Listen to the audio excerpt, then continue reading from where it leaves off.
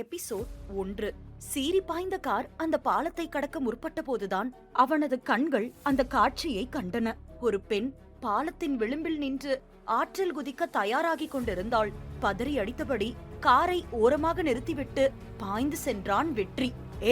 நில்லு, என்ன முட்டாள்தானோ அது என்று கத்தியபடியே பாய்ந்து சென்று அவளின் கையை பிடித்து பின்னால் இழுத்தான். அவள் நிலை தடுமாறி அவன் நெஞ்சில் விழ அவளின் முகத்தை பார்த்த வெற்றியின் இதயம் ஒரு கணம் நின்று துடித்தது. நித்யா, நீயா? நீ என்ன பண்ணிட்டு இருக்கீங்க என்று அவனது குரல் அதிர்ச்சியில் உடைந்திருந்தது. தன்னை சாவு கயிறிலிருந்து மீட்டது தன் காதலன் வெற்றி என்பதை உணர்ந்ததும் அவளால் அழுகையை கட்டுப்படுத்த முடியவில்லை. அவனது நெஞ்சில் சாய்ந்து கதறி அழுதாள்.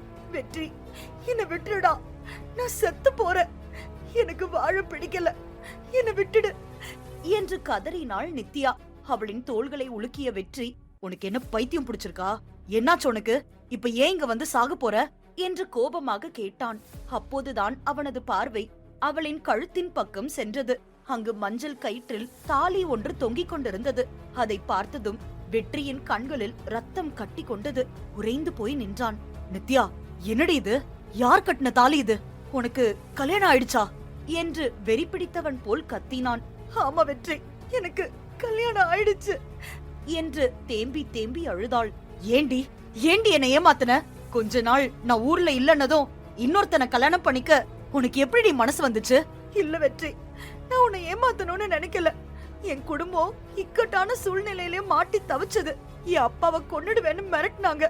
அந்த பிரச்சனையில இருந்து என் குடும்பத்தை காப்பாத்தணும்னா நான் இந்த கல்யாணத்தை பண்ணிக்கிட்டு தான் ஆகணும்னு ஒரு சூழ்நிலை. அதுக்காக எனக்காக காத்திருக்க கூடாதா? நீ என் மேல வச்ச காதல் அவ்வளவுதானா நித்யா? எனக்கு வேற வழி தெரியல வெற்றி. எல்லாம் ஒரே ராத்திரியில நடந்து முடிஞ்சிருச்சு. ஆனா அந்த வீட்ல அவன் கூட ஒரு பொண்டாட்டியா என்னால வாழ முடியல. ஒவ்வொரு நிமிஷமும் நரகமா இருக்கு. அந்த மனுஷனை என்னால புருஷனா ஏத்துக்கவே முடியல. அதான் இந்த வாழ்க்கைய முடிச்சுக்கலாம்னு முடிவெடுத்துட்டேன். என்ன மன்னிச்சிடு வெற்றி. வாய மூடு. குடும்பத்தை காப்பாத்த கல்யாணம் பண்ணுவியா, அப்புறம் பிடிக்கலன்னு சாக வருவியா? உன்னை கல்யாணம் பண்ணிக்கிட்டு உன்னை சாக தூண்டுற அளவுக்கு கொடுமைப்படுத்துற அந்த பொறுக்கி எவன நான் பாக்கணும். வாடி என் கூட என்று அவளின் கையை வலுவாக பிடித்து இழுத்தான். வேண்டாம் வெற்றி, என்ன விட்டு அங்க போக வேண்டாம். ஒரு வார்த்தை பேசாத, அட்ரஸ் மட்டும் சொல்லு. நித்யா வழிகாட்ட கார் அந்த ஊரின் பெரிய வீட்டின் முன் சென்று நின்றது. காரை விட்டு இறங்கிய வெற்றி நித்யாவின் கையை பிடித்து தர தரவென்று அந்த வீட்டுக்குள் இழுத்து சென்றான். டேய், எவன்டாம? வெளியில வாடா. ஒரு பொண்ணுக்கு பிடிக்காம அவ கழுத்துல தாலிய கட்டி அவளை கொடுமைப்படுத்துற அந்த ஆம்பளை எவன்டா? தைரியம் இருந்தா என் முன்னாடி வந்து நில்லுடா என்று ஊரே அதிரும்படி கத்தினான். யாருடா அது? என் வீட்ல வந்து சத்தம் போடுறது என்று ஒரு கம்பீரமான குரல் உள்ளே இருந்து கேட்டது. உன் எமன் கூப்பிடுறேன்டா, வெளிய வா என்று மீண்டும் கர்ஜித்தான் வெற்றி. அவன் சத்தம் கேட்டு வீட்டின் உள்ளே இருந்து கம்பீரமான ஒரு உருவம் வெளியே வந்தது. யாருடா அது? என் வீட்டு வாசல்ல நின்னு கத்துறது என்று கேட்டபடி அந்த நபர் வெளியே வர அவரை பார்த்த வெற்றியின் கண்கள் அதிர்ச்சியில் விரிந்தன. அவனது கைகள் தானாக பிடியை தளர்த்தின. நெஞ்சுக்குள் இடி இறங்கியது போல் ஒரு உணர்வு.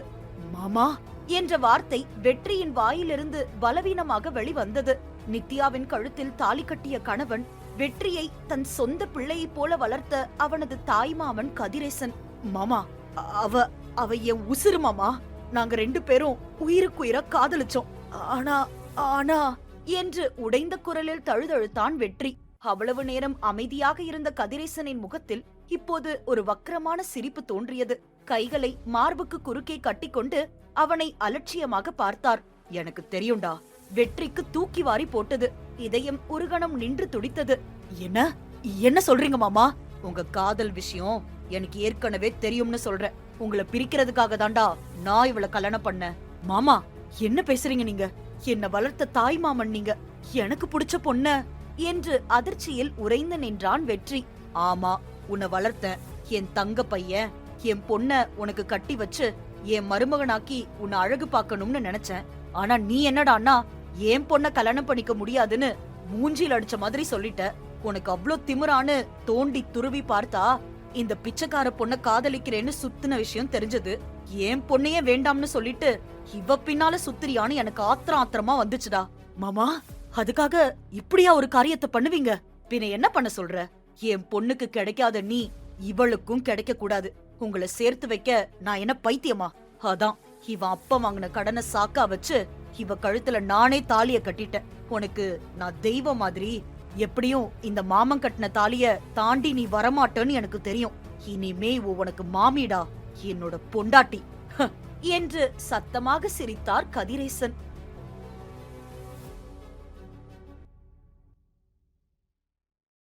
எபிசோட் 2. இனிமே இவ உனக்கு மாமிடா, என்னோட பொண்டாட்டி என்று கதிரேசன் சத்தமாக சிரித்த அந்த சிரிப்பு வெற்றியின் காதுகளில் ஈயத்தை காய்ச்சி ஊற்றுவது போல் இருந்தது. அவனால் தன் காதலி நித்யாவை அந்த கோலத்தில் பார்க்கவே முடியவில்லை.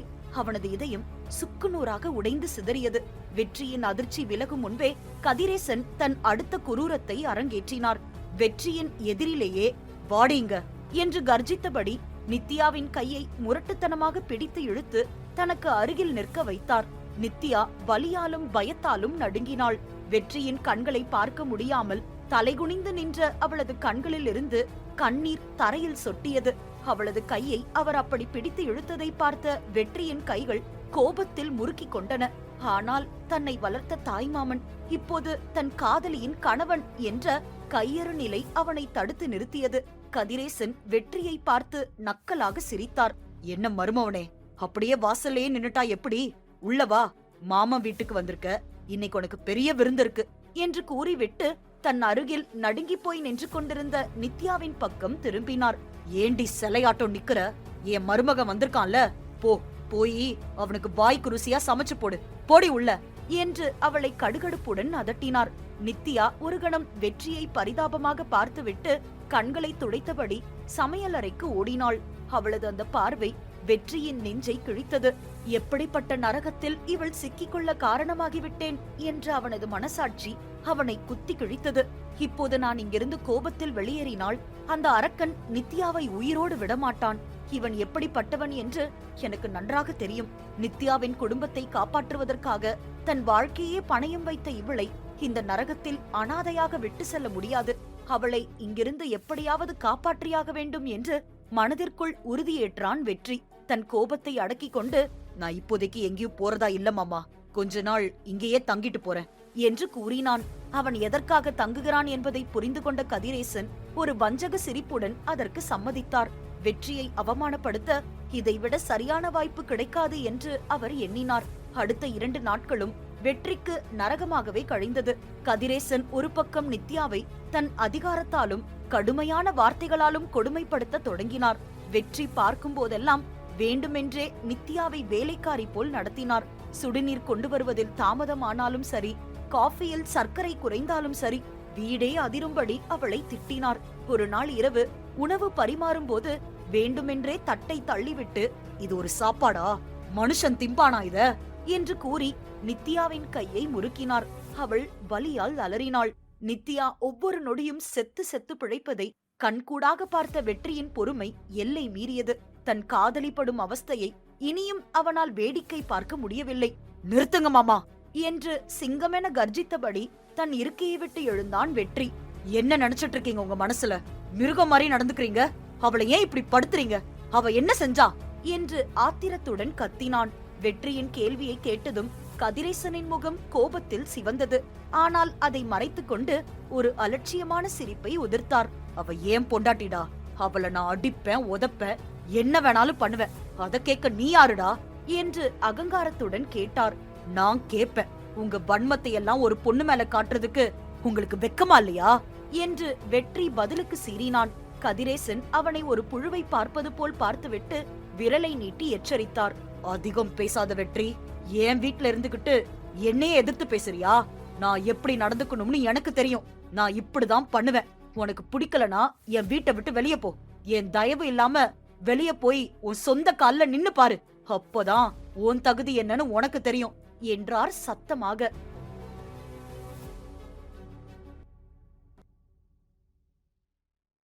எபிசோட் 3. கதிரேசனின் அந்த வார்த்தைகள் வெற்றியின் சுயமரியாதையை சவுக்கால் அடித்தது போல் இருந்தது. தன்னை வளர்த்த மாமன் என்பதற்காக இத்தனை நேரம் பொறுமை காத்தது போதும் என்று முடிவெடுத்தான். இனி ஒரு கணம் கூட அந்த வீட்டில் இருக்கக்கூடாது என்று தீர்மானித்த வெற்றி வேகமாக தான் தங்கியிருந்த அறைக்கு சென்று தன் துணிகளை பையில் அடைக்க தொடங்கினான். அவனது மனதெல்லாம் நித்யாவை சுற்றியே சுழன்றது. இவளை இந்த கொடூரனிடம் விட்டு செல்வதா என்ற கேள்வி அவனை வாட்டி வதைத்தது. பையை எடுத்துக்கொண்டு வெளியே வந்தவன் நேராக சமையலறையில் அழுது கொண்டிருந்த நித்யாவிடம் சென்றான். நித்யா, நீயும் என் கூடவே வந்துடு. இந்த அரக்கன் கிட்ட உன்னை விட்டுட்டு என்னால நிம்மதியா இருக்க முடியாது. இப்பவே வா, நாம் எங்கேயாவது தூரமா போயிடலாம் என்று அவளது கைகளை பிடித்து கெஞ்சினான். நித்யா கண்ணீருடன் அவனது கைகளை விடுவித்தாள். இல்ல வெற்றி, என்ன மன்னிச்சிடு. நான் உன் கூட வந்தா அவர் என் குடும்பத்தை சும்மா விட மாட்டாரு. என் அப்பாவை கொன்னுடுவாரு. என் தலையெழுத்து இவ்வளவுதான். நீ போ வெற்றி, உனக்காவது ஒரு நல்ல வாழ்க்கை அமையட்டும் என்று தேம்பி தேம்பி அழுதாள். வெற்றிக்கு அவளின் பிடிவாதம் கோபத்தையும் தாண்டி அளவற்ற வேதனையை தந்தது. அவளால் தன் தந்தைக்காக எதையும் தியாகம் செய்ய முடியும் என்பதை அவன் அறிவான். தன் பாக்கெட்டில் இருந்த ஒரு சிறிய காகிதத்தை எடுத்தான். அதில் பேனாவால் சில வரிகளை வேகமாக எழுதினான். அதை பத்திரமாக மடித்து நித்யாவின் கைகளில் திணித்தான். இது மும்பைல நான் தங்கியிருக்க போற அட்ரஸ். உன் குடும்பத்துக்காக நீ படுற இந்த நரக வேதனைக்கு ஒரு எல்லை வரும். எப்பவாவது ஒரு நாள் இந்த நரகத்தை விட்டு வெளியே வரணும்னு நீ நினைச்சா எந்த யோசனையும் இல்லாம இந்த அட்ரஸ தேடி வந்துடு. உனக்காக இந்த வெற்றி எப்பவும் காத்துக்கிட்டு இருப்பான் என்று ஆழமாக சொல்லிவிட்டு அவளை ஒருமுறை திரும்பி பார்த்துவிட்டு அந்த வீட்டை விட்டு வெளியேறினான் வெற்றி. நித்யா அந்த காகிதத்தை நெஞ்சோடு அணைத்துக் கொண்டு மௌனமாக கண்ணீர் வடித்தாள். வெற்றி சென்ற பிறகு அந்த வீட்டில் நித்யாவின் நிலைமை நாளுக்கு நாள் நரகமாக மாறியது. வெற்றியின் மேலிருந்த கோபத்தை எல்லாம் கதிரேசன் நித்யாவின் மீது காட்டினார். அவளை ஒரு மனைவியாகவோ மனித ஜீவனாகவோ அவர் ஒருபோதும் மதிக்கவில்லை. வீட்டில் உள்ள வேலைக்காரர்களை விட கேவலமாக நடத்தினார். சுட்டெரிக்கும் வெயிலில் தோட்டத்தில் வேலை செய்ய வைப்பது, மீதமான உணவை மட்டும் சாப்பிட கொடுப்பது என அவனது வக்ர புத்தி முழு வீச்சில் வெளிப்பட்டது. சிறு தவறு நடந்தாலும் வார்த்தைகளால் கொச்சைப்படுத்தினார். பல நேரங்களில் கைகள் நீளவும் தயங்கவில்லை. நித்யா ஒவ்வொரு நாளும் செத்து செத்து பிழைத்தாள். இரவுகளில் வெற்றியின் நினைவும் அவன் கொடுத்து சென்ற அந்த சிறிய காகிதமுமே அவளுக்கு உயிர் வாழ துளிர்க்கும் ஒரு நம்பிக்கையாக இருந்தது. நாட்கள் நகர நகர கதிரேசனின் மிருகத்தனம் எல்லை மீறியது. ஒரு நாள் இரவு அந்த மோசமான சம்பவம் அரங்கேறியது. முழு போதையில் தள்ளாடியபடி வீட்டிற்கு வந்த கதிரேசன் நித்யாவை எந்த காரணமும் இன்றி மூர்க்கமாக தாக்க தொடங்கினார். உன் மனசுல இன்னும் அந்த வெற்றி பையன் நினைப்புதான் இருக்குல்ல? அவனுக்காக தானடி காத்துட்டு இருக்க என்று கத்தியபடி அவளின் தலைமுடியை பிடித்து சுவரில் ஓங்கி அறைந்தார். நித்யா வலியால் அலறினாள். நெற்றியிலிருந்து ரத்தம் வழிந்தது. நீங்க நினைச்சபடி எங்க காதல பிரிச்சுட்டீங்க. நானும் என் அப்பனுக்காக உங்களுக்கு கழுத்து நீட்டின. இன்னும் ஏன் என்னை இப்படி சித்திரவதை பண்றீங்க என்று காலில் விழுந்து அழுதாள் நித்யா. உன் அப்பனா அந்த பிச்சைக்கார வாங்கின கடனுக்காக தான் உன்னை கல்யாணம் பண்ணதான் நினைச்சுக்கிட்டு இருக்கியா? இல்ல, உங்க காதல பிரிக்க மட்டும்தான் உன் கழுத்துல தாலி கட்டினேன்னு நினைச்சியா? எனக்கு உன்னை புடிச்சிருந்துச்சு, அதான் கல்யாணம் பண்ண. உங்க அப்பன் பேர்ல இருந்த அந்த பாழடைஞ்ச வீட்டை என் கடனுக்காக நான் நேத்தே என் பேருக்கு எழுதி வாங்கிக்கிட்டேன். இப்போ உங்க அப்பன் நடுத்தெருவுல தான் நிக்கிறான் என்று வஞ்சகமாக சிரித்தார் கதிரேசன். அதுவரை தன் தந்தைக்காக சகித்துக் கொண்டிருந்த நித்யாவின் இதயம் ஒரு கணம் அதிர்ச்சியில் நின்றது. தான் செய்த தியாகம் எல்லாம் வீணாகிவிட்டதே என்ற உணர்வு அவளை தகர்த்தெறிந்தது. யாருக்காக தன் காதலை துறந்தாளோ அவரே நடுத்தெருவில் நிற்கிறார் என்பதை அறிந்ததும் அவளுக்குள் உறங்கிக் கொண்டிருந்த பெண்மை விழித்தெழுந்தது. அடுத்த கணம் கதிரேசன் அவளை மீண்டும் தாக்க நெருங்க தன் முழு பலத்தையும் திரட்டி அவரை பிடித்து கீழே தள்ளினாள். போதையிலிருந்த கதிரேசன் நிலை தடுமாறி மேஜையில் அடிபட்டு கீழே விழுந்து மயங்கினார். இனி ஒரு கணம் கூட இந்த வீட்டில் இருந்தால் தான் உயிரோடு இருக்க மாட்டோம் என்பதை உணர்ந்தாள். ரத்தம் கசியும் நெற்றியுடன் வீட்டை விட்டு இருளில் ஓடியவளின் கால்கள் தானாக அவளது அப்பாவை தேடி ஓடின. நள்ளிரவில் தன் பழைய வீட்டின் தெருவை அடைந்தாள். அங்கு அவளது வீட்டின் கதவில் கதிரேசனின் ஆட்கள் போட்ட பெரிய பூட்டு தொங்கிக் கொண்டிருந்தது. வீட்டின் திண்ணைக்கு கீழே இருளில் ஒரு ஓரமாக ஆதரவின்றி சுருண்டு படுத்திருந்தார் அவளது அப்பா. அப்பா என்று கதறியபடி அவர் கால்களில் விழுந்தாள் நித்யா. ரத்தம் கசியும் நெற்றியுடன் கிழிந்த புடவையுடன் நின்ற மகளை பார்த்த அந்த ஏழை தந்தை நெஞ்சில் அடித்துக் கொண்டு அழுதார். பாவி, ஏன் கடனுக்காக உன் வாழ்க்கையே பணைய வச்சியே. ஆனா அந்த பாவி என் வீட்டை புடுங்கிட்டு என்ன நடு தெருவுல நிறுத்தினதோட உன்னையும் இப்படி ரத்த கலரி ஆக்கிட்டானே என்று புலம்பினார். அப்பா, அவனை நான் தள்ளி விட்டுட்டு வந்துட்டேன். அவன் மயங்கி கிடக்கான். முழிச்சா என்ன கொல்லாம விடமாட்டான் என்று நடுக்கத்துடன் கூறினாள் நித்யா. அதை கேட்டு பதறியவர், ஐயோ, என்னமா சொல்ற? இனி நீங்க இருக்க கூடாது. அவன் முழிச்சா நேரா இங்கதான் வருவான். உன்னை காப்பாத்துற நிலைமையில நான் இல்ல. நீ உடனே எங்கேயாவது தூரமா ஓடிடுமா என்றார் தவிப்புடன். உங்களை விட்டுட்டு நான் எங்கப்பா போவேன் என்று கண்ணீர் வடித்தாள் நித்யா. அப்போதுதான் அவளுக்கு வெற்றியின் ஞாபகம் வந்தது. அவன் எழுதி கொடுத்த மும்பை விலாசம் அவளது மடிப்பில் பத்திரமாக இருந்தது. அதை எடுத்தவள், வெற்றி கொடுத்த அட்ரஸ் என்கிட்ட இருக்குப்பா என்று கூறினாள். அந்த தம்பி உன்னை உசுரா நினைச்சான். ஆனா பாவி, என்னால நீங்க ஒண்ணு சேர முடியாம போயிடுச்சு. நீ அவன்கிட்டயே போயிடுமா, அவன் உன்னை கண்ணுக்குள்ள வச்சு பாத்துப்பான். எப்படியாவது தப்பிச்சு போயிடு என்று தன் மகளை வற்புறுத்தி அவசரமாக அனுப்பி வைத்தார். கண்ணீருடன் அவரிடம் விடை பெற்று இருளில் தட்டு தடுமாறி ஓடி நெடுஞ்சாலையை அடைந்தாள். அங்கே சென்ற ஒரு லாரியில் ஏறி தப்பித்து ரயில் நிலையத்தை வந்தடைந்தாள். அங்கிருந்து மும்பைக்கு செல்லும் ஒரு ரயிலில் ஏறி டிக்கெட் பரிசோதகரிடம் தன் நிலையை கண்ணீருடன் கூறி கையில் இருந்த ஒரு சிறிய வெள்ளி வளையலை கொடுத்து தன் பயணத்தை தொடர்ந்தாள். 2 நாட்கள் நீண்ட நெடிய பயணம். பயம், பசி, உடல் வலி அனைத்தையும் தாண்டி மும்பை மாநகரத்தை அடைந்தாள் நித்யா. மொழி தெரியாத, முகம் தெரியாத அந்த பெருநகரத்தில் கையில் இருந்த அந்த காகித துண்டை மட்டுமே நம்பி நடந்தாள். அந்த தாளில் இருந்த விலாசத்தை காண்பித்து பலரிடம் கை கலந்து விசாரித்து லோக்கல் ரயில்களில் ஏறி இறங்கி கடைசியாக வெற்றி கொடுத்த முகவரியில் இருந்த அந்த அடுக்குமாடி குடியிருப்பின் முன் வந்து நின்றாள். அவள் உடல் சோர்வால் நடுங்கிக் கொண்டிருந்தது.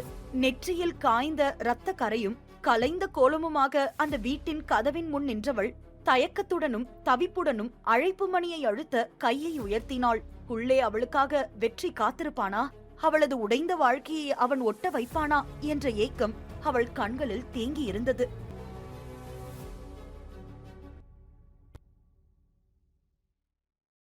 எபிசோட் 4. தயக்கத்துடன் அழைப்பு மணியை அழுத்திய நித்யாவின் இதயம் வேகமாக துடித்தது. கதவு திறக்கும் ஓசை கேட்டதும் வெற்றியின் முகத்தை காணப்போகும் ஆவலில் அவளது கண்கள் கலங்கின. தன்னை தன் காதலன் அள்ளி அரவணைத்துக் கொள்வான், தான் பட்ட காயங்களுக்கு அவனது அன்பு மருந்தாகும் என்ற 1000 கனவுகளுடன் நின்றாள். ஆனால் கதவை திறந்து கொண்டு வெளியே வந்தது வெற்றி அல்ல, முன்பின் முகம் தெரியாத ஒரு நபர். யார் வேணும் என்று அவன் சற்று ஆச்சரியத்துடனும் இந்தியும் தமிழும் கலந்த குரலில் கேட்டான். வெற்றி, வெற்றி இங்க இருக்காரா என்று தழுதழுத்த குரலில் பயமும் எதிர்பார்ப்பும் கலந்து கேட்டாள் நித்யா. அவளின் பரிதாப நிலையையும் கிழிந்த உடைகளையும் கையில் இறுக்கமாக பிடித்திருந்த காகிதத்தையும் கூர்ந்து கவனித்த அவனது கண்களில் ஒரு வஞ்சக மின்னல் தோன்றி மறைந்தது. அவளை சுலபமாக ஏமாற்றிவிடலாம் என்பதை அவனது நரிபுத்தி கணக்கிட்டது. ஓ, வெற்றிங்களா? நீங்க யார் அவங்களுக்கு என்று மிகவும் அக்கறையானவன் போல் குரலை மாற்றிக் கொண்டான். நான் அவரோட சொந்தக்காரி, ஊர்ல இருந்து வரேன் என்று தயக்கத்துடன் கூறினாள். அப்படியா? நான் வெற்றியோட ரூம்மேட் தான். என் பேரு பிரகாஷ். ஆனா வெற்றி இப்போ இங்க இல்லையே. நேத்துதான் வேற ஒரு இடத்துக்கு ரூம் மாறி போயிட்டான் என்றான் அந்த நபர் இயல்பாக. இதை கேட்டதும் நித்யாவின் தலையில் இடி விழுந்தது போல் இருந்தது. 2 நாட்கள் பட்டினி, தூக்கமின்மை, உடல் வலி என அனைத்தையும் தாங்கிக் கொண்டு இங்கு வந்தால் வெற்றி இங்கு இல்லை என்ற செய்தி அவளை சுருண்டு விழ செய்தது. கால்கள் தள்ளாடின. ஐயோ, இப்ப நான் எங்க போவேன்? அவர் அட்ரஸ் உங்களுக்கு தெரியுமா? நான் அவரை பார்த்தே ஆகணும் என்று கண்ணீருடன் கெஞ்சினாள். அழாதீங்கம்மா, எனக்கு தெரியும். அவன் இங்க இருந்து கொஞ்ச தூரத்துலதான் புதுசா தங்கியிருக்கான். நீங்க ரொம்ப களைப்பா பயந்து போயிருக்கீங்க. இந்த மும்பை சிட்டில தனியா போக முடியாது. வாங்க, நானே உங்களை அவன்கிட்ட பத்திரமா கூட்டிட்டு போறேன் என்று மிகவும் நல்லவன் போல் கூறினான். மும்பையை பற்றியும் அந்த மொழியும் தெரியாத நித்யாவுக்கு அவன் வார்த்தைகள் கடவுளே நேரில் வந்து வழிகாட்டுவது போல் இருந்தது. அவனது வஞ்சகத்தை உணரும் மனநிலையில் அவள் இல்லை. ரொம்ப நன்றிங்கண்ணா என்று கண்ணீரை துடைத்துக் கொண்டு முழுமையாக அவனை நம்பி அவன் பின்னால் நடந்தாள். இருவரும் ஒரு டாக்ஸியில் ஏறினர். மும்பையின் பகட்டான சாலைகளை கடந்து டாக்ஸி மெல்ல மெல்ல குறுகலான இருள் சூழ்ந்த நெரிசலான சந்துகளுக்குள் நுழைந்தது. அந்த இடத்தின் சூழலே நித்யாவுக்கு ஒருவிதமான பயத்தை கொடுத்தது. எங்கும் சிகப்பு நிற வண்ண விளக்குகள், வாசலில் அதிக ஒப்பனையுடன் நின்றபடி சைகை காட்டும் பெண்கள், மலிவான சென்ட் மற்றும் பீடி புகையின் வாடை என அந்த இடமே நரகத்தின் வாசலாக இருந்தது. அண்ணே, இது என்ன இடம்? வெற்றி இங்கேயா இருக்காரு? எனக்கு பயமா இருக்கு என்று நடுங்கும் குரலில் கேட்டாள். ஆமாமா, மும்பைல இப்படிதான் இருக்கும். இங்க பக்கத்துலதான் அவன் ரூம். வந்துட்டோம், இறங்குங்க என்று கூறியவன் அவளை ஒரு பழமையான இருண்ட கட்டிடத்திற்குள் அழைத்து சென்றான். உள்ளே சென்றதும் ஒரு பெரிய அறையில் நடுத்தர வயதை தாண்டிய ஒரு பெண் வெற்றிலையை மென்றபடி சோஃபாவில் அமர்ந்திருந்தாள். அவளை பார்த்ததும் நித்யாவுக்கு உடல் நடுங்கியது. அவளது கண்கள் கொடூரமாக இருந்தன. வெற்றியின் நண்பன் என்று சொல்லிக் கொண்டவன் அந்த பெண்ணிடம் சென்று ஏதோ இந்தியில் ரகசியமாக பேசினான். அந்த பெண் நித்யாவை தலை முதல் கால் வரை விலை மதிப்பது போல் ஏற இறங்க பார்த்துவிட்டு ஒரு பெரிய பணக்கட்டை அவனிடம் கொடுத்தாள். அதை வாங்கிக் கொண்டு நித்யாவை ஒருமுறை திரும்பி பார்த்து வக்கரமாக சிரித்துவிட்டு அவன் வேகமாக அங்கிருந்து வெளியேறினான். அண்ணே, எங்க போறீங்க? வெற்றி எங்க என்று பதறியபடி நித்யா அவனை பின்தொடர முயன்றாள். ஆனால் அந்த பெண் நித்யாவின் கையை இரும்பு கொக்கி போல் அழுத்தமாக பிடித்து இழுத்து தன் பக்கம் திருப்பினாள். எங்கடி ஓடுற? அவன் உன்னை என்கிட்ட வித்துட்டு போயிட்டான். இனிமே இதுதான் உன் உலகம். நீ அடிமை என்று கொடூரமாக சிரித்தாள். நித்யாவுக்கு உலகமே இருண்டு விட்டது. தந்தைக்காக தன் காதலை தியாகம் செய்து அரக்கனிடம் சிக்கி அங்கிருந்து தப்பித்து தன் காதலனை தேடி வந்தவளுக்கு விதி இன்னொரு கொடூரமான வலையை விரித்திருந்தது. மும்பையின் சிவப்பு விளக்கு பகுதியில் தான் ஒரு விலைமகளாக விற்கப்பட்டு விட்டோம் என்ற நிதர்சனம் அவளது ஆன்மாவை சுக்குநூறாக உடைத்தது. வெற்றி என்ற அவளது மரண ஓலம் அந்த நரகத்தின் சுவர்களுக்குள் அனாதையாக எதிரொலித்து அடங்கியது. அவளது சுதந்திரமும் காதலும் அந்த இருட்டு அறையில் நிரந்தரமாக புதைக்கப்பட்டன.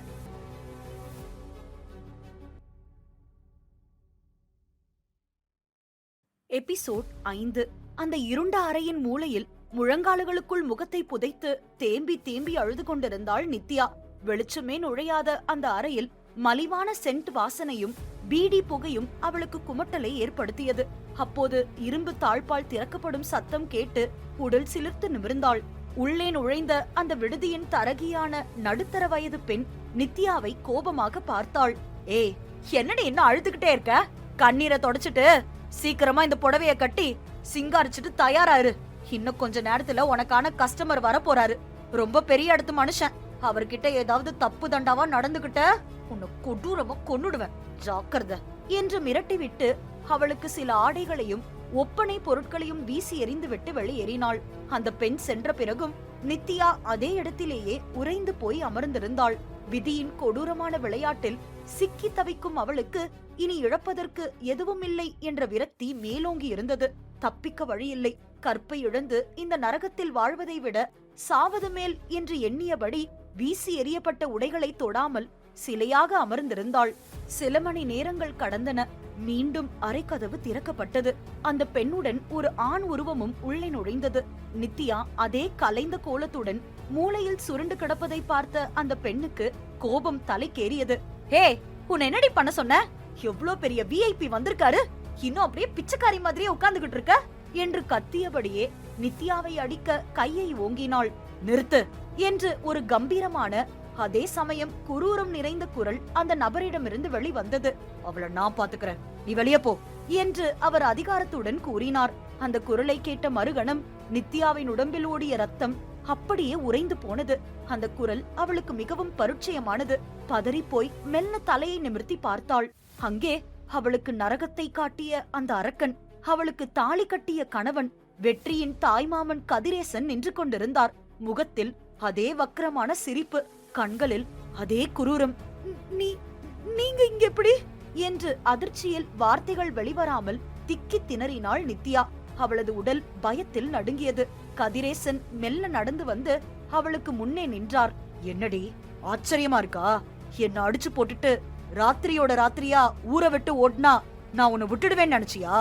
இந்த கதிரேசனை பத்தி உனக்கு இன்னும் முழுசா தெரியலடி என்று சத்தமாக சிரித்தார். என்ன விட்டுருங்க, நான் செத்துடுறேன், தயவு செஞ்சு என்ன விட்டுருங்க என்று கை கூப்பி கெஞ்சினாள் நித்யா. விடுறதுக்காகவா இவ்வளவு தூரம் தேடி வந்த என்று சொல்லியபடி ஒரு நாற்காலியை இழுத்து போட்டு அமர்ந்தார். நித்யா அவரை பயத்துடன் பார்த்தாள். கதிரேசன் அடுத்த அணுகுண்டை வீசினார். உனக்கு ஒரு விஷயம் தெரியுமா? உன்னை இந்த பிரகாஷ் பையன் இங்க கூட்டிட்டு வந்து வித்தான்ல, அது அவன் சொந்த மூளையில செஞ்சதில்ல, எல்லாம் என் மருமக, உன் ஆசை காதலன் வெற்றி செஞ்ச ஏற்பாடுதான். இல்ல, பொய் சொல்றீங்க. வெற்றி எப்படி பண்ண மாட்டான். என் வெற்றி என்ன காதலிக்கிறான், என்ன உசுரா நினைச்சான் என்று வெடித்து அழுதாள் நித்யா. உசுரா நினைச்சானா?